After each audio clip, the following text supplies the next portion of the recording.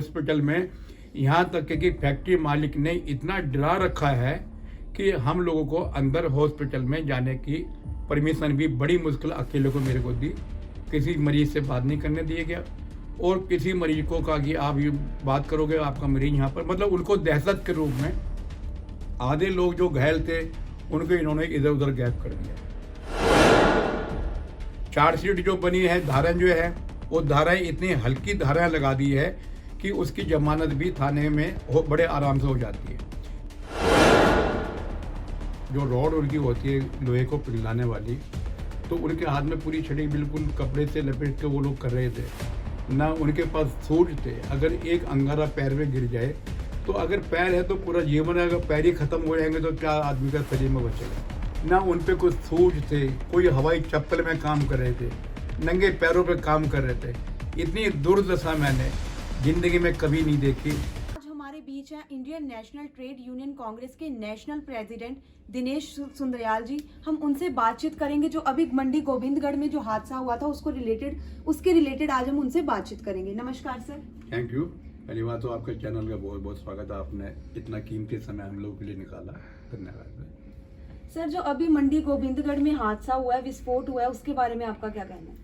ये बहुत शर्मनाक हादसा और मैं बहुत मजदूरों के प्रति बड़ा दुख व्यक्त करता हूँ और मेरी पूरी इंटक की टीम कि जो हुआ उन लोगों के साथ गलत हुआ। उस गलती के पूरा सिरे जो गलती जो हुई है, ये सब फैक्ट्री मालिक से लेके नीचे एचआर तक और ठेकेदार तक। आज मैंने खुद सर्वे किया, मेरे साथ जो हमारे चौधरी गुरमेल सिंह जी थे, हमारे प्रदेश अध्यक्ष इंटक के, हमारे महिला अध्यक्ष कमलजीत दोहा जी थी और हमारे साथ अरुण मल्होत्रा जी थे और हमारे साथ जो वरिष्ठ उपाध्यक्ष भी हैं और हमारे अटवाल जी और काफ़ी लोग हमारे साथ, पूरी टीम हमारे साथ ही, वहाँ के अध्यक्ष मंजीत जी थे कि वहाँ पर उनकी सुरक्षा के नाम की कोई भी चीज़ मेरे को नहीं दिखी, कोई भी सुरक्षा की चीज़ नहीं दिखी। और जहाँ तक कि क्या कि इन लोगों ने ये ठेकेदारी, हम लोग पहले से इसका विरोध करेंगे, ठेकेदारी प्रथा ख़त्म करो। आपने ना तो उनकी सेफ्टी बेल्ट, उनके हेलमेट ऐसे थे कि अगर गर्म पानी गिर जाए तो पिघल जाए, उनके हाथ में कोई ग्लव्स नहीं थे, क्योंकि भट्टी पे मजदूर जो काम करता है उसके हाथ में ग्लव्स होने चाहिए। जो रॉड उनकी होती है लोहे को पिघलाने वाली, तो उनके हाथ में पूरी छड़ी बिल्कुल कपड़े से लपेट के वो लोग कर रहे थे। ना उनके पास सूझ थे, अगर एक अंगारा पैर में गिर जाए तो अगर पैर है तो पूरा जीवन है, अगर पैर ही खत्म हो जाएंगे तो क्या आदमी का शरीर में बचेगा। ना उन पे कुछ सूझ थे, कोई हवाई चप्पल में काम कर रहे थे, नंगे पैरों पे काम कर रहे थे। इतनी दुर्दशा मैंने जिंदगी में कभी नहीं देखी और मुझे सबसे बड़ा अफसोस है कि क्षेत्र के विधायक को एक बार कम से कम उन मजदूरों के विषय में बोलना चाहिए, उनके साथ जाके हमदर्दी बांटनी चाहिए। ये मजदूर पूरे देश का निर्माण करता है, इस मजदूर से बड़े बड़े उद्योगपति बनते हैं और उद्योग को चलाने वाले भी यही हैं। और जितने भी आज देश के अंदर कामगार या हमारे कर्मचारी जो भी हम लोग हैं, हम लोग सबको जो आज पार्लियामेंट में, विधानसभा में और बड़ी बड़ी मिलों में, फैक्ट्री में जो हैं, ये सब हमारे मजदूर लोग हैं। इन्हीं की देन में काम करने वाले, निर्माण करने वाले।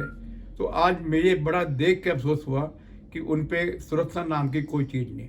आपने ठेकेदार वहाँ पर रख दिए, ठेकेदार का कोई रजिस्ट्रेशन नहीं है, कौन ठेकेदार है, क्या रजिस्ट्रेशन है, उसका पंजीकरण नहीं है, उनके जॉब कार्ड नहीं है लेबर के, और जॉब कार्ड के साथ साथ उन पे का AIC से भी उनका जो PF है वो ख़त्म है। उन्हें यही मालूम नहीं, वो 12 घंटे वो काम कर रहे हैं और 6,000 रुपये में 12 घंटे उनसे काम लिया जा रहा है। कहाँ दूसरे प्रदेशों का आके। मैं तो आज देख के बड़ा हैरान रह गया कि हम कहते हैं कि हमारा देश, मजदूरों का देश, बड़ा भाग्यशाली है कि हम लोगों में एक कामगार हमारे साथ जुड़ा हुआ है। लेकिन आज जितनी राष्ट्रीय मजदूर कांग्रेस और जितनी कांग्रेस मजदूरों को अपने दिल से लगा के देख रहे हैं, उनके दुख सुख को अपने बांटी है, तो मैं समझता हूँ कि मैं इसको हर हाल में माननीय अध्यक्ष जी को, सोना जी को, राहुल जी को और अपने जो प्रभारी हैं हरीश रावत जी, उनको अवगत कराऊंगा कि ये लोग हमारे शरीर के एक अंग हैं। हर कर्मचारी, हर कामगार हमारा शरीर का एक अंग है। अगर एक अंग पे कहीं भी चोट आती है तो उस पर जो है पूरे शरीर को दर्द होता है। वो हमारा एक हिस्सा है। हम वोट उनसे लेते हैं, वोट के टाइम तो हम उनको अगर बुखार आ जाए तो घर में दवाई दे के आते हैं, और जब हमारा मतलब निकल जाए तो उनको हम लोग देखने भी नहीं जाते। आज जो हॉस्पिटल में यहाँ तक कि फैक्ट्री मालिक ने इतना डरा रखा है कि हम लोगों को अंदर हॉस्पिटल में जाने की परमिशन भी बड़ी मुश्किल अकेले को मेरे को दी। किसी मरीज से बात नहीं करने दिया गया और किसी मरीज को कहा कि आप ये बात करोगे आपका मरीज यहाँ पर, मतलब उनको दहशत के रूप में आधे लोग जो घायल थे उनको इन्होंने इधर उधर गैप कर दिया। चार्जशीट जो बनी है, धाराएं जो है वो धाराएं इतनी हल्की धाराएं लगा दी है कि उसकी जमानत भी थाने में बड़े आराम से हो जाती है। फिर हम समझते हैं कि ये ठेकेदार है तो ये रजिस्टर्ड क्यों नहीं है, रजिस्टर्ड है तो ये पंजीकरण जो है इसका कितने साल का रिन्यूअल है और इसको कितनी परमिशन इसको फैक्ट्री में दी है रखने के, कितने व्यक्तियों को दी और उनकी कोई हाजिरी नहीं है। नंबर एक बात, सबसे बड़ी बात लेबर लॉ के बारे में तो उनको मालूम ही नहीं है। लेबर लॉ की जितनी किताब पढ़ेंगे तो ये वकालत भी भूल जाएंगे सब, क्योंकि उसके लेबर लॉ के अगर अध्ययन चलने लगे तो हिंदुस्तान में 1 घंटा भी कोई फैक्ट्री नहीं चल सकती। मैं भी पीछे एक बार लेबर की मीटिंग थी दिल्ली के अंदर, तो जो हमारा लेबर लॉ पिछला है वो लागू नहीं किया है तुम और उसको काट रहे हो, मजदूर को तुम बंधुआ मजदूर बना रहे हो, उद्योगपतियों के हाथ में तुम उसको बैनामा करा रहे हो कि साहब ये तुम्हारे कहीं से चलेगा, तुम्हारे कहीं से रोटी खाएगा, तुम्हारे कहीं से काम करेगा। तुम 24 घंटे उसको मिलते हैं जीवन मरने के जीने के लिए, 24 घंटे तुम 12 घंटे अपने पास रख रहे हैं, तो उसके बच्चों के लिए उसके परिवार के लिए कितने घंटे बचे? वो सोएगा भी, लोहे का तुम उससे काम ले रहे हो, किस तरह काम करवा रहे हो तुम, जानवर की तरह उनसे तुम काम करा रहे हो। ये आज बड़ा दुख का विषय है और मैं इस पर बड़ा खेद करता हूँ कि ऐसा जो हमारे कीड़े मकोड़ों की तरह मजदूरों को देखा जा रहा है, ये एक बहुत मतलब शर्मनाक चीज़ है और मेरी बहुत पीड़ा है। और मैं तो धन्यवाद करूंगा अपनी इंटक की टीम का कि जिन्होंने रात को जाकर सुबह को जाकर हॉस्पिटल में पूरी फैक्ट्री में इतना सर्वे किया कि आजकल तो कोई अपने सगे भाई को देखने नहीं जाता हॉस्पिटल में। ये तो इनकी बहुत बड़ी महानता, बहुत बड़ी अपनी टीम को बधाई दूंगा और कि जो लोग इन लोगों के उसमें दुख सुख में खड़े हुए, और यही मैं चाहूँगा कि आगे से कोई हादसा हो तो हम लोग इनका खरा उतरें और इनको जो मुआवजा है इनको मुआवजा मिले। अगर इनको मुआवजे से वांछित रखा गया तो मुझे चाय फैक्ट्री के आगे धरना देना पड़े, मैं धरना दूंगा, तमाम लोगों के साथ बैठूंगा।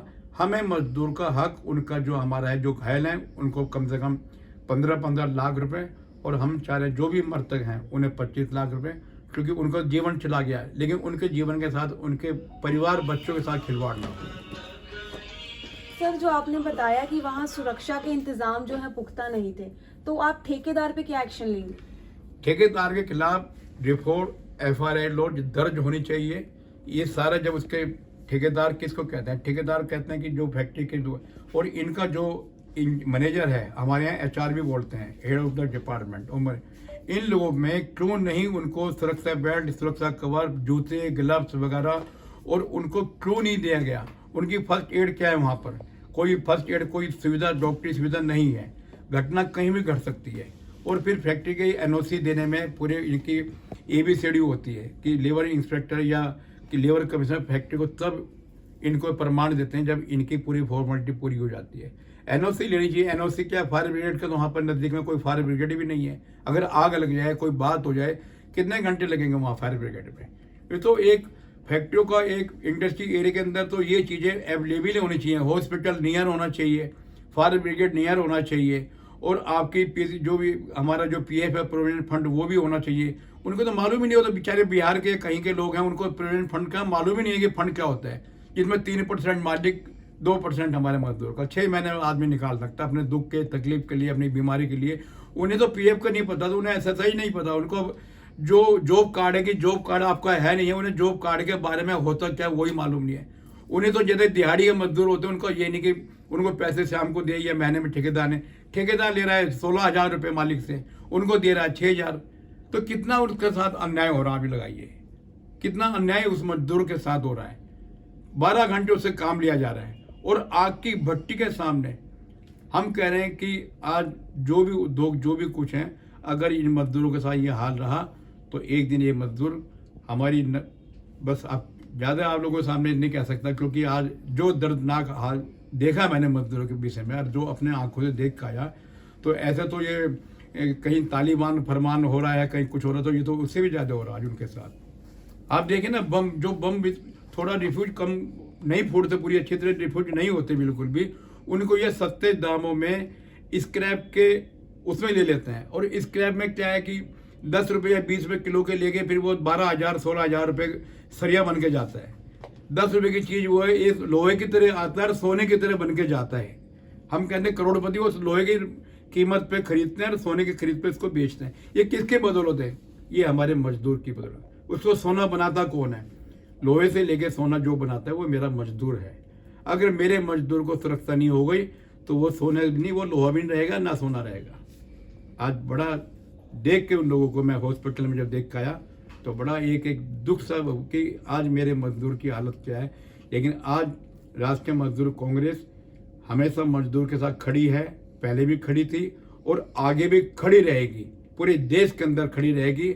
हम लोग बड़ी सख्ती से जो आज हमारी माननीय सोनिया गांधी जी ने, राहुल गांधी जी ने, प्रियंका जी ने, जो एक जवाहरलाल नेहरू जी के, महात्मा गांधी के जो सपना था जो अधूरा रह गया, वो हमारे राहुल जी के नेतृत्व में हर मजदूर का सपना पूरा होगा, हर किसान का सपना पूरा होगा। आज हम उन्हीं के उस पे बेस पे कि पूरे देश के अंदर मजदूर को ताकत मिले, उसका हक मिले और हम कानून के दरमियान आके उनका अधिकार दिलवाना चाहेंगे। और जो भी मजदूर होगा वो पंजीकृत होगा, वो रजिस्टर्ड होना चाहिए, उसका जॉब कार्ड होना चाहिए, उसके गले में कार्ड होना, पता लगे कि ये इस फैक्ट्री का ये कर्मचारी है, इस फैक्ट्री की ये लेबर है। और दूसरी एक बहुत अहम बात मैं आपको बताऊं कि एक जियो में है, जियो में लिखा हुआ है फैक्ट्री से काम करने के बाद जब मजदूर अपने घर जाता है तो 3 किलोमीटर तक के मालिक की जिम्मेदारी होती है, 3 किलोमीटर तक के। और जब अपनी वो फैक्ट्री पर आता है तो 3 किलोमीटर के दरमियान कोई एक्सीडेंट, कोई हादसा हो जाए तो वो फैक्ट्री मालिक उसका जिम्मेदार है। 3 किलोमीटर छुट्टी होने पे, 3 किलोमीटर मजदूर को फैक्ट्री आने पे, ये सब मजदूर के, ये मालिक के ऊपर इसका वो आता है कि 3 किलोमीटर के आने और जाने में कोई मजदूर के साथ घटना हो जाती है, ट्रक एक्सीडेंट हो जाता है, कोई घायल हो जाता है, ये सब फैक्ट्री पर उसको क्लेम आता है। सर इस समय जो है पंजाब में किसानों का मुद्दा बहुत ज्यादा सरगर्म है। भाजपा सरकार की तरफ से 3 जो काले कानून बनाए गए हैं उसके बारे में आपका क्या कहना है? ये जो काले कानून इन्हें तो वापस लेने पड़ेंगे। ये इनका जल्दीबाजी का कानून, जल्दीबाजी का जो फैसला है ये गलत फैसला है और ये तो इनको हर हाल में वापस होगा। ये हमारे अन्नदाता हैं, अगर सरकार इनकी अनदेखी करेगी तो सरकार को बहुत गलत करेगी और बहुत जल्दी इनको फिर उल्टा भी पड़ सकता है। जैसे अनदेखी, जैसे हमारे किसानों के नीचे से ये ज़मीन छीन रहे हैं, ज़मीन खिसका रहे हैं, हमारे हाथ की रोटी छीन रहे हैं। अभी मोदी जी घर से किसान नहीं है, ये अमित शाह किसान नहीं है, ये गुजरात है, ये हम लोगों की धरती है, ये हम लोगों की माँ है। हमारी माँ को हमारे से छीना जा रहा है, हमारे अन्नदाताओं के साथ अन्याय हो रहा है। देखिए आपके सामने कितनी लहर, कोरोना की 1 लहर आई, 2 लहर आई, बरसात निकल गई, गर्मी निकल गई, सर्दी निकल गई। अगर ये 20 कोरोना की लहर भी आएगी तो भी मेरा किसान वहाँ से हिलेगा नहीं, हिलेगा तो ये हम काले कानून को वापस करवा के ही वहाँ से दम लेंगे। और हमारे किसान ने जो कह दिया वो अपने वचन पर अटल है और ये सरकार को मजबूर होकर ये काला कानून वापस लेना पड़ेगा। सर मंडी गोबिंदगढ़ में जो हादसा हुआ उसके बारे में आपका क्या कहना है? बहुत मनभागा है ਤੇ ਜਿਸ ਦਿਨ ਹੋਇਆ ਉਦੋਂ ਵੀ ਅਸੀਂ ਗਏ ਸੀ। ਮੇਰੇ ਆਪਣੇ ਪੰਜਾਬ ਦੇ ਪ੍ਰਧਾਨ ਚੌਧਰੀ ਗੁਰਮੇਲ ਸਿੰਘ ਤੇ ਬੈਂਲਾ ਬੈਂਕ ਦੇ ਧਨੋਆ जी मैडम मेरे साथ गए थे इधर जलंधर से। उधर जाके देखा, हॉस्पिटल गए, उधर हॉस्पिटल किसी ने पूछा नहीं उनको। तो बाद में सबको हमने जाकर उसको फर्स्ट एड कराई, सब कुछ किया, फिर जाकर उनको दवाई दी।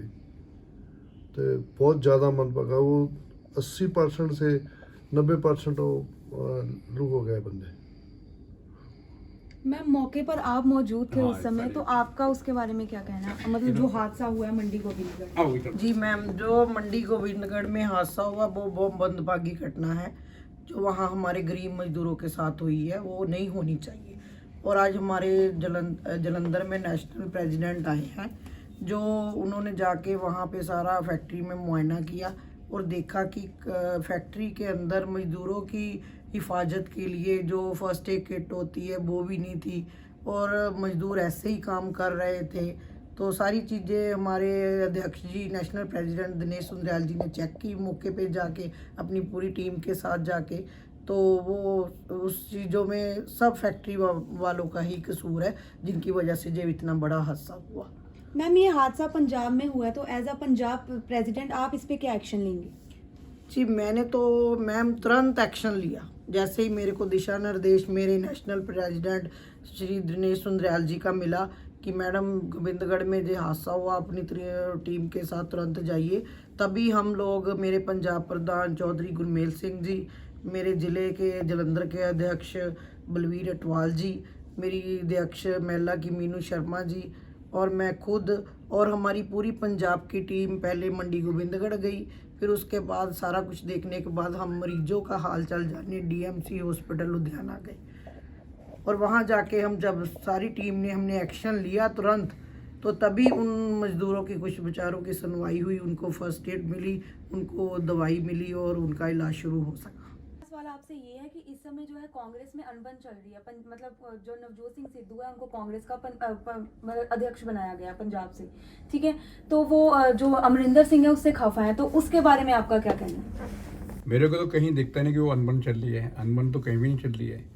और बल्कि जिस दिन हमारे ओथ ली थी प्रदेश अध्यक्ष सिद्धू जी ने, कैप्टन साहब भी वहीं थे, पूरी कमेटी, पूरे प्रदेश, पूरे मंत्री, पूरे, ऐसे कुछ नहीं है। ये लोगों के बहम है कि अनबन चल रही, कहाँ अनबन चल रही है? ये तो परिवार एक परिवार है।